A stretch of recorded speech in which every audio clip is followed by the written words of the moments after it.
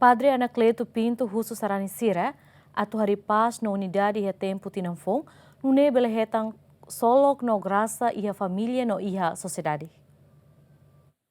Cada tinan ia loron tornulu racing ida bulan dezembro Igreja Católica celebra missa agradecimento ka Te Deum molok termina tinan tuang. Celebração ne sayona nudar tradição ida e hanebe sarani católico sira aproveita oportunidade ne onde agradece ba maroma ba graça hotu na behetang ona durante tinan tomak ida nilaran. Nune ia celebração missa ia paróquia Maria Auxiliadora Comoro ia padre celebrante Anacleto Pinto usuba sarani sira ia tinan fong ne atutulung malu liuhusi halo caridade bamalu e a família no sociedade nilaran nune belehetang graça no solo kusimaromak. Dia 1 de janeiro de 2024, dia 31 de dezembro agora não.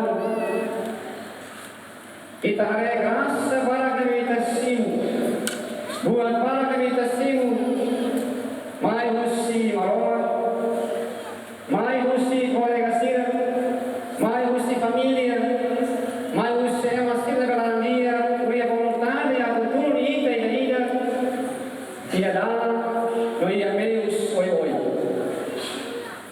No ita até que vai dar, o haraikan ita agradece, vamos aroma, tamara saúde me tasim, durante tinan 2024 minha Padre Anacleto Mos Russo Saranicira atu fo agradece ba maromak nebe se fo is moris nian hodiha katinan tuan hodiha soru tinan fon. 2025. O agora não, ita bukan akrasan oleh até que hal tem contente. O moris agora tanpa idade, graças a Deus dia kata yesterday is a history, today is a gift, tomorrow is a mystery. Ita conta a história quando a batina de toma 2024 canal conta lá outro dia canal kita conta essa história da ita. Mas o tempo agora não é graça boa vida.